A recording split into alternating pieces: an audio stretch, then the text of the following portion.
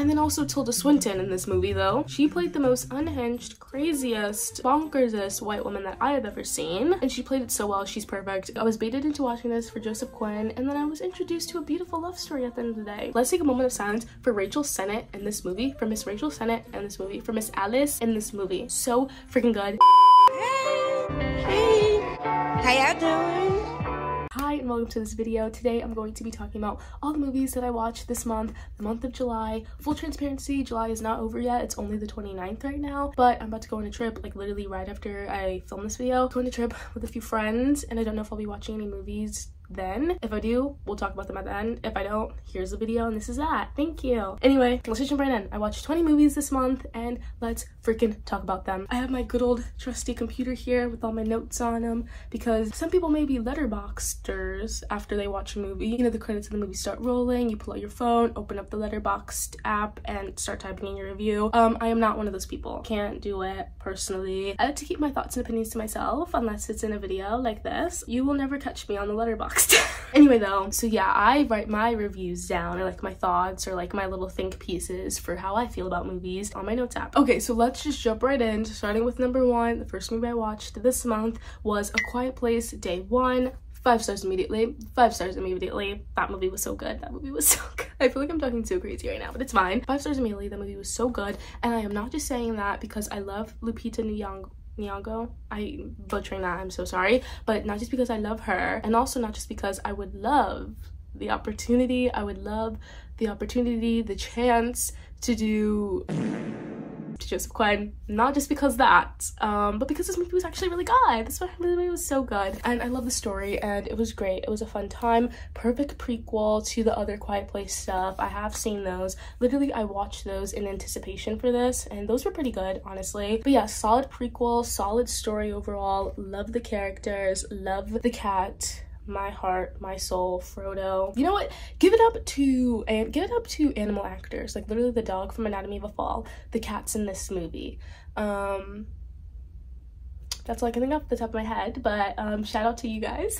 And final thing I want to say before I move on from talking about this movie is, did I spend my entire night after watching this movie going on youtube.com and looking up interviews between Lupita and Joseph? Yes I did. In fact, yes I did. And what about it? Their chemistry is awesome. I love them together. Great duo. Do more things together. Like, the world would be great if they just worked more together on other things. If they just worked together on something else, the world would be great. We're so good together. Thank you. None of that made sense, but it's fine. Let's move on. Next up, I watched Kinds of Kindness, which was an interesting time. Honestly, I thought I was going to enjoy this movie a lot more than I did end up feeling about it. Like, I thought it was going to be much more of a fun time for me. It wasn't that fun for me. And I'm sorry to say that. I went into this movie completely blind for the most part, which I like to do with most movies. Like, I think I only saw like a tiny little teaser trailer that gave nothing away really, and I never watched like a full trailer for it. All I knew was that we were going through 3 different stories throughout the movie, which is probably why that movie was almost 3 hours long. It was like 2:45, but there was 3 different stories going on, so it does make sense why it was that long. I'll give it that. Emma Stone acted down, obviously serves like not surprised by that at all. She knows how to give. She's great. She's awesome. Miss Emily Stone. Miss Emily Stone, you better say her name correctly. And then also Jesse Plemons. He was also very good in this. I was surprised that I liked him as much as I did, and I enjoyed his acting and just him in this movie. Hated the second character he was, and also kind of hated the third character he was, and also kind of hated the first character he was. But his acting was really good. Hated all of his characters, but his acting was serving down. So good job at the end of the day, Mr. Jesse Plemons. Anyway, I don't know, man. I definitely think I liked Poor Things better than this movie, which maybe is probably not even an unpopular opinion. I haven't really seen a lot of people talking about this movie, good or bad. It just feels like I've not seen a lot of talk and discourse surrounding it. But I just don't really know what we were trying to do in this movie. I don't know what we were trying to say, where we were trying to go. Also, Joe Alwyn, They Could Never Make Me Hate You, I Love You. He barely had a role in this, and then the role that he did have was the most vile, evil man character that he had, which made me quite upset. But still, They Cannot Make Me Hate You, Joe Alwyn as a person, I love you, hope you're doing well. Thank you. Anyway, to end this, Kinds of Kindness talk about. It was alright. Would I watch it again? Nar. And that's all I have to say. Sorry, I just had higher hopes for this one. I think I just really had higher hopes for this one. And if I'm gonna be honest, I feel like I was a bit disappointed. I was a bit let down. Feel free to talk about it in the comments. Tell me why I'm an idiot about that one, but be nice about it, because I'm open to all discourse surrounding this movie, because like I said, I really didn't see a lot. But be nice if you're going to, like, you know, tell me off about why this movie is so good, so great, so awesome. Be nice about it. I'll read nice comments surrounding it. Please don't think mean. I'm a sensitive girl. Thank you. Thank you. Next up, number 3, I watched Despicable Me 4 with my mom, with my sister, with my cousin. What a great time. What a fun movie. So good, so kid, so awesome. And honestly, there's something about the Despicable Me. It's like one of those kid movies that feel like it can also be for adults. Like there's some kid movies that are just like, okay, yeah, this is definitely solely just for kids. And I feel like there are kind of maybe, I don't know, I feel like more movies these days, or maybe more movies in like the old days, because I'm like thinking about Shrek. That's a kid's movie, but it's also like clearly also so for adults. And that's how I kind of feel with Despicable Me. Like this movie is also for me as a 23-year-old woman. Like I can watch Despicable Me and have a fun freaking time. Like this movie was so fun, so funny. Nothing much else to say. Loved her. Next up, I watched a movie called Dandelion. I truly put my Regal Unlimited pass to use this month because I was just scrolling on the app and I was like, what's this? This looks interesting. Then I went to go see it for free. I love that. I love Regal Unlimited. I wish this was sponsored. It's not. Hit me up. Please, Regal. Please, please. I pay your bills every month with 20 bucks. Please, please. I just would like to say I watched 8 movies this month at Regal, so use my pass to the best of her ability. Love that for me. Anyway, though, I watched Dandelion. I was surprised that I liked it as much as I did. I just read the brief synopsis on the Regal app for it, and it sounded good and interesting, so I was like, let me tap in, and I liked it a lot more than I thought I would. I knew going into it was gonna be like a musical-ish movie, as in like the main girl is like an artist, music artist, and she's trying to like break into the big leagues, whatever kind of a vibe. So I knew that there was going to be singing in this, obviously performances, whatever, and usually I'm not a singy performance kind of gal unless I know the songs. Number one reason why I love Pitch Perfect so much, only the first one, and why I also love Glee so much, the first few seasons, actually most of the seasons, whatever. But yeah, I just don't really like when I don't know the songs, so that's why I kind of stay away from musicals and music movies. But this one was different for me. This one was actually quite good. I loved the main actress in this. She was the best part of this freaking movie. No one else was better than her. Like, it was kind of crazy, like, seeing her do scenes with like some of the other people in this movie. One person was her friend, or even like some of like the band people that she meets later down the line and stuff. Just seeing her act with those people, it's just like, you guys are not, like, she's here, they're here. I'm sorry to say, but like, she was up here the whole time, acting down, acting perfect. She was great. I need to see her more stuff. Oh, I can't remember her name now. I'm so sorry. But I looked her up while I was like in there, and she was like in a few things. She's been in some things, and she needs to be in more things. Please, her acting was so good. And maybe it's just because everybody else was like kind of bad, but she was just so good.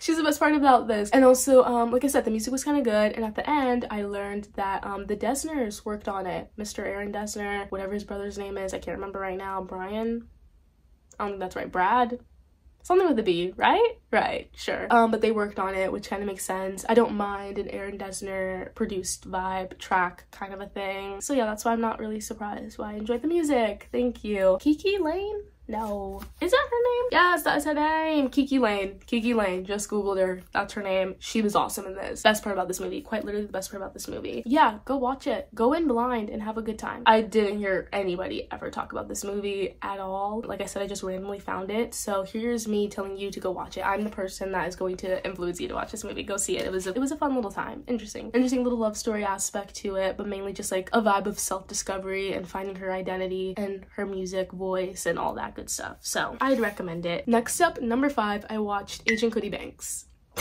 I don't know why, I just remember truly like loving, because there's 2 of them, I truly remember loving more specifically the second one than the first one when I was a kid, but I was like, I can't just go in watching the second one if I want to rewatch it, so I'm going to rewatch the first one. Remembered absolutely nothing about this movie. This movie is so 2000s coded. I think it's literally 2000 period or 2001, and crazy vibe. Frankie Muniz was awesome. There were so many jokes in this that are just so 2000s coded. It's like, this would not be chill. This would not be considered a kid's movie if this movie came out today because of some of these jokes. There was really this one part I'm sorry, I just have to talk about it really fast. So Agent Cody Banks, we know he's a spy, obviously. He gets these like x-ray glasses and he's going to this birthday party thing. He has to like try to stop this bad guy, obviously, whatever, spy movie, whatever. And as he's going, he like, you know, plays around with them a bit, turns them on, and these girls are walking past at this party, and it literally shows like him looking at their boobs.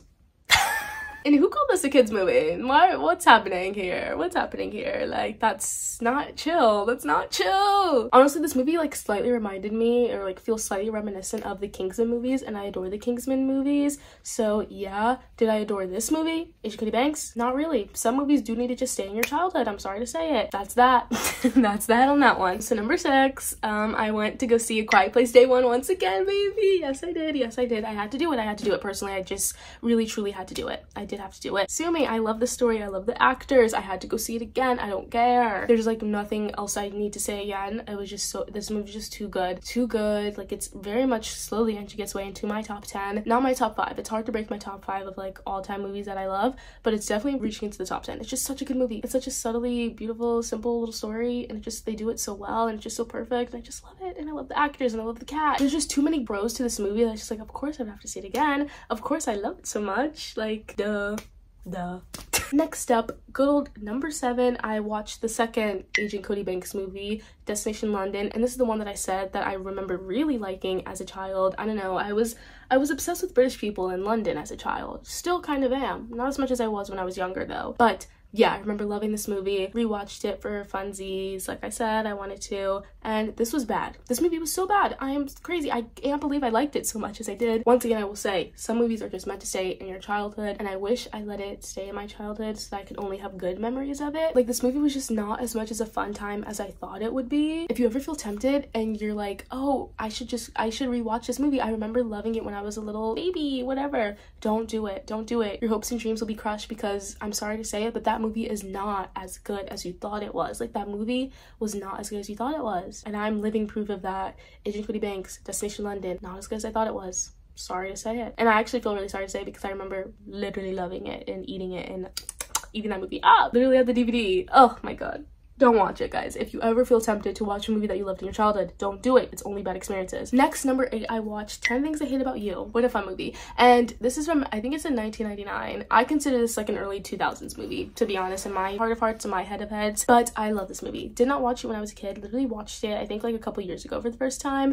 2020, I'm pretty sure. I went through a little phase of like watching like old 90s movies. Clueless, of course. I think I also watched She's All That. Watched this, 10 Things I Hate About You. There was some other stuff too that probably just not memorable, but 10 Things I Hate About You, girl, that movie is so good. That movie is so good. Love it. Love it. It's perfect to me. Julia Stiles and Heath Ledger's chemistry, the best part about this movie. Also some questionable things, like many early 2000s, late 90s movies do have, but it's okay because it's just a good movie. I just love the story. I'm sorry, like, I'll say it again, their chemistry in this, unreal, unheard of, unworldly, like, it's crazy, so good. Also, the outfits in this make sense. Late 90s fashion, early 2000s fashion, perfect, top tier, love it. Have you seen Clueless? Come on, obviously. Sorry, I'm going back on their chemistry again, but the part at the party, and then she gets drunk and he's like taking care of her, oh my god. When he drives her home and then she tries to kiss him, but then he like pulls away because like she's drunk and he's a good person, oh my god.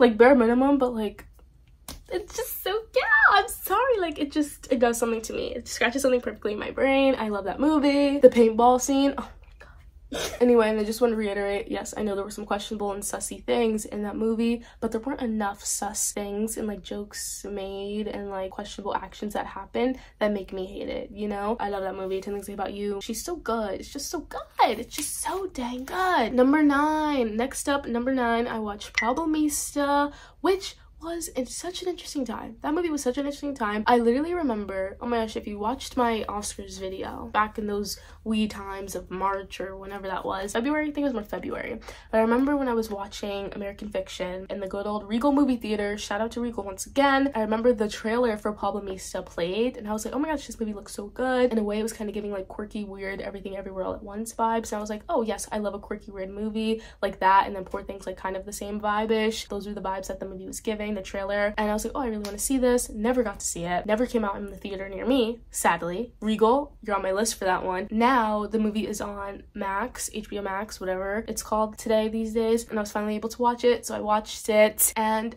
it wasn't as good as I thought it would be. I'm not gonna lie. Overall, I think a lot of the choices that were made were like cool and stuff, but I think just like the story itself wasn't that awesome to me. I don't know. Like, it was not a bad movie. Not a bad movie at all, but I just didn't love it. And I thought I would. I definitely liked it. It was definitely like a good movie. And then also Tilda Swinton in this movie though. She played the most unhinged, craziest, bonkersest white woman that I have ever seen, and she played it so well. She's perfect. Obviously Tilda Swinton is such a great actress. She will serve in anything that she does. Good for her. Awesome. I was so scared of her this entire movie. Scary woman, scary woman, scary evil kind of woman. And yeah, but overall Julio Torres seems like a really cool guy, and I am excited to see what else he does in his career. I am excited to watch more things from him. First up, Phantasmus. I will be watching that very soon. Will I be talking about it on here? I don't think so, but I just want to let you know I'm gonna watch it. Next, number 10, I watched Blockers. Why did I do that? No idea, but I did it. Actually, I know exactly why I did it, and I watched it for good old Geraldine Vishwath. I have no idea how to say her name. I'm so sorry. But for good old Geraldine V, I'm sorry, I don't know how to say your name. But for her, and I also watched it for Catherine Newton. Both of those girls, my girls, loved them. Had to simply watch this for them. It was okay. It was a fun little movie. Funny, crazy stuff. Very much like Horrible Bosses. Love those movies. Horrible Bosses type of jokes where it's like butt, boobs, penis, poop, vomit, blah. Like, you know, those kinds of like comedy jokes that are in like rated R comedy movies. And yeah, it was alright. Like I said, I watched it for my girls and I had a fun time watching them. And that's all that matters. Yes. Number 11, we watched Dream Scenario. I've been wanting to see this kind of for a bit. I remember, I think when I went to see Past Lives back in like January, I remember seeing the poster for it at the Regal that I went to. I'm gonna keep naming Regal until they give me a sponsorship. I'm kidding, maybe. But I remember seeing like the poster for it and I was like, oh, maybe I should go see that movie. Never did. It's on HBO Max now. That's why I watched it this month. And honestly, it was actually quite good. I'm not necessarily surprised I liked it that much, but I am surprised that no, yeah, maybe I am just surprised I liked it that much. Like, I didn't expect it to be bad, but I also just didn't expect me to enjoy it as much as I did. It was quite funny, which I didn't really expect. Like, the comedy was actually quite interesting in this. And then also the story itself, I'm like, that was actually quite crazy. The way people turned on him so fast, and like, not even like how quickly the tide turned on him, but like how intensely it turned on him. Like, you know, if you watched the movie, if you didn't, I'll briefly say, people start having dreams about this man and they're like, oh my god, you're the guy that's in my dreams, you're the guy that's in my dreams, that's so funny, ha ha. It's very normal him in the dream, like something's happening in the person's dream and he's just like walking by or something like that. That's what's happening. But then things shift and people start having nightmares with him as the star of the dream. It showed one dream of him like choking someone or him like bashing someone's face in, and like it's a dream, but people like start believing like, oh my god, you're an evil man, blah blah, like you did these crazy torturous things to me. But it's like, one, it's a dream, and two, like, it's not my fault that you're dreaming about me. Like, what? It was kind of crazy how like the tides turned so intensely on that man, and I actually kind of felt bad for him. One, he's just like, he was the most normal guy. I mean, he was also he did some sus things too, but overall he was just like a normal guy, and I just felt like a little bad because I'm like, imagine that happened to me, and then like his life was basically over. That was crazy. One could say the fame did get to his head at one point, little, you know, 10 seconds of fame, 10 minutes of fame, or whatever it's called. But then it was just like, okay guys, like, let's be a little bit serious here. This man is not the murderer that murdered you in your dream. Like, yes, he looks like him, but like, it's a dream. I'm sorry. And you know, honestly, dreams do affect people. I don't know, I was about to go on a weird tangent, and I actually am done talking about this movie. Nicolas Cage does scare me though, and I do mean that in a good way. Like, Nicolas Cage just as a person scares me, but I do mean that in maybe a bit of a good way. Okay, let's move on. Next up, number 12, I watched a movie called Memory. I don't know, I was randomly scrolling on Paramount Plus and I saw this like at the top page, whatever, and Jessica Chastain is in it, and I love Jessica Chastain, so I was like, you know what, let me tap in and watch this. This movie was like not good. And I don't mean that in the meanest way possible, because I feel like this movie could have been good. It was just done so weird, where it felt like I was missing scenes. Like, there was a lot of moments where I feel like I had to fill in blanks and fill in like context for myself because they weren't giving me the context, they weren't filling in the blanks. Like, I was reading between a lot of lines and I was confused, and I'm just like, okay, if this movie just had like 30 more minutes of like scenes in between certain moments, it would have been perfect. But it was weird because this was also such a long movie and it still felt like it was missing stuff. Like, it was 140 and it felt like it was still not done. Very weird experience I had watching this movie. But Jessica Chastain, her acting's great. The Eyes of Tammy Faye, like, I'll always come back to that. Her winning that Oscar, very much deserved. Her in that role, her in that movie, perfect. At the end of the day, Jessica Chastain is gonna serve in whatever role she's given, so her acting was probably the best part about this movie. And yeah, overall it just felt very undone.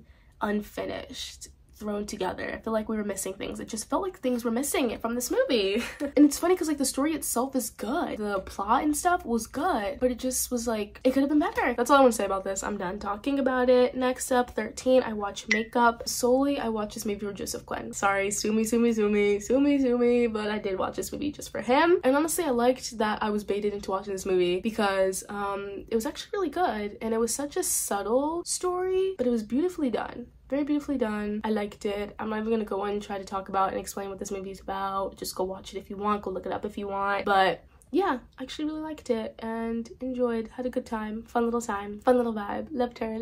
Not like love, but I liked her a lot. So yeah, like I was baited into watching this for Joseph Quinn, and then I was introduced to a beautiful love story at the end of the day, which is cute. Subtle, simple storyline, but very, very beautifully done. I'll say it again. Thank you. Moving on now. Next up, at number 14, I watched Big Fat Liar. Remember how I just went on a tangent being like, guys, if you liked a movie when you were a child, don't do it. It'll be bad. Maybe sometimes there is an exception. 9 times out of 10, it'll be bad. And I found my 1 time out of 10 that it wasn't bad, and that's Big Fat Liar. I loved that movie as a kid. Loved it. It was awesome. And I decided to rewatch it this month, and it was perfect to me. It was so good, so awesome. Once again, early 2000s movie, some questionable jokes in it, but not enough that was like made it too crazy or too like problematic. So this movie was just really good to me, and I loved the Frankie Muniz x Amanda Bynes duo in this. They were perfect duo, so funny. I love this movie. Oh my gosh, I love this movie so much. And then the main guy, evil guy, I can't think of his name, but Mr. Guy from The Holdovers. Why can't I think of his name? I don't know why. He was great in this. He was evil man. Perfectly played though. A little bit funny. Great movie. Love this movie. The only bad part about this movie is that Dan Schneider wrote the screenplay for it. But other than that, this movie is just too good. The acting's perfect, so funny, I loved it. Ugh, Big Fat Liar, great movie. That's all I'm gonna say. Next up, 15, I'm gonna try to speed for these like last like 6 that I'm about to talk about because it's getting really hot in here and I don't want to turn the fan to ruin sound. So I'm just gonna start speed running, talking about these movies. So yeah, awesome, cool. Next up, 15, I watched Shiva Baby. What a fun, and by fun, I mean stressful movie, stressful time. This was a rewatch. I watched it before like in 2021, and those were the most stressful hour 26 minutes of my life. But this time, you know, since everybody knew what happened, it wasn't as stressful. Still pretty stressful, but I love this movie. Rachel Sennett, Serve, Emma Seligman, I don't know how to say your name, I'm sorry, but once again, also Serve. Love her. Woo, awesome. Also Molly Gordon in this, love that. Need her and Rachel to work on something together. Like, I'm surprised they haven't since this. Like, I can't think of another movie where they worked on together, acted together, whatever, and that's very sad to think about. Come on, girls. I need them to do something together again, please. I love everything about this movie. I think it's actually really, really good. Perfect length. It's like very short, but like in a good way. And I love a movie that takes the course over like a certain period of time. So like this is just during like the Shiva for the funeral. So like that's just like only that little span of time, and I just love a movie like that. Next up, number 16, I watched My Spy, The Eternal City. I was kind of forced to watch this movie. So basically, I was getting my hair done as it looks like right now, and during that time, the hairdresser, she put on this movie, and we watched it as she was doing my hair, and what an interesting movie. I honestly didn't hate it as much as I thought I would. I didn't suggest this movie, she just put it on for funsies, and I was forced to watch it. Didn't hate it. Love the main girl in it, love the guy in it, cool vibe. I don't know, like I said, I think I might have said it before, but I don't really like spy movies aside from the Kingsman movies, because like the Kingsman movies just like hit in such a quirky and weird way for me that I really love it a lot. But overall, I just don't really like spy movies like the Mission Impossibles, etc. Not for me. But actually this movie was kind of a fun time. The comedy was kind of good. I don't know, it was a bit cringe and cheesy, but overall I actually kind of like that movie, which is surprising to say. I don't know, whatever. Moving on now. Next up, 17, I watched She's the Man. I had to simply watch She's the Man. I love that freaking movie. Such a fun time. Amanda Bynes, You Will Always Be Famous to Me. Love her. This movie, once again, I will keep saying it, early 2000s movie. Some questionable things. Overall, still good though. Not enough questionable, problematic things that make me like hate this movie. So love it. She's the Man. She just holds a special place in my heart. Thank you. Anyway, 18, I watched Twisters. Went to the movie theater and saw Twisters. Honestly, I liked it a lot more than I thought I would, which is very surprising to say. I'm very surprised to say that, but I liked it a lot more than I thought I would. Also, there were so many people that I didn't know were going to be in this movie that I love, like Katie O'Brien, Brendan Perea, Sasha Lane, and obviously Daisy, of course. And I do like Glenn Powell, but I did not like him in this movie. I'm sorry, but I just did not like that. I did not like his character. I don't know why, but he just kind of annoyed me a bit. Sorry to say it. He was just like too much. He was just doing too much, a little too pushy, too trying to like force himself onto like being her friend or like getting to know her and whatever. I just didn't like that. I don't know, just personally that like rubbed me the wrong way a bit, whatever. Also, I just want to say that the Lee Isaac Chung Minari to Twisters directorial pipeline was so interesting to me. Like going from directing Minari to directing Twisters, that was just so interesting to me. Such an interesting thing to think about. And speaking of Minari, I want to go rewatch that soon. Such a good movie, specifically for Mr. Alan S. Kim and for the grandma that won Best Supporting Actress at that freaking Oscars. I can't remember what year it was now, but 2021 Oscars, I don't know. But love that movie. Love that movie. Also, Steven Yeun, love you. Need to go watch that. Literally need to go watch that very soon. Next up, number 19, I watched Bodies, rewatch. What a fun time. Let's take a moment of silence for Rachel Sennett in this movie, for Miss Rachel Sennett in this movie, for Miss Alice in this movie. So freaking good. And fun fact, I was her for Halloween. Insert pictures here. She's the best part about this movie. Literally, Alice is the best part about this movie. Like, this movie, she makes it funny, she makes it great, she makes it perfect. But yeah, this movie is just so funny, so good. Literally, I'm surprised how like not cringe it is. The satire in this movie just hits so perfectly, and I don't know how this movie is able to do it so perfectly, but I can easily imagine or like picture another movie or TV show trying to do something that this movie did and just like doing it in such a cringe way. Like the way that this movie uses Gen Z lingo and tries to be like super like young and like down, whatever, cool, whatever you want to call it. Like the way this movie does it is just so good, and it reads so well compared to like other TV shows or movies that if they tried to do this, it would just be so cringe. But this movie, like, it just reads so perfectly. The movie was great rewatch, so funny.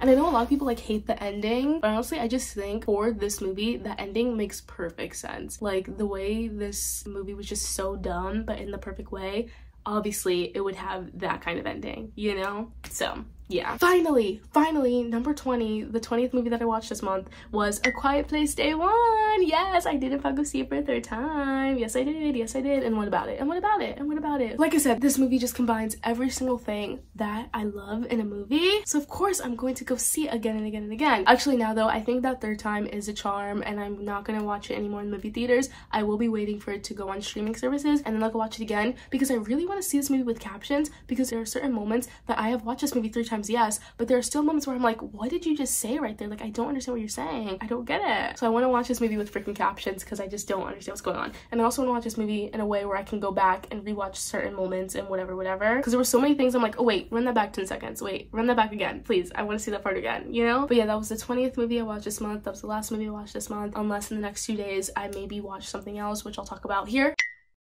And if not, let me just end this video right now. Thank you. This is what I watched during the month of July. Hope you guys enjoyed. Do you want to see this again for August? Maybe tell me if you would like me to do that. Recommend some movies for me to watch in August if I do that, you know? That could be kind of cool. Anyway, that's it for this. I'll see you in something else whenever I do it. Thank you. Bye.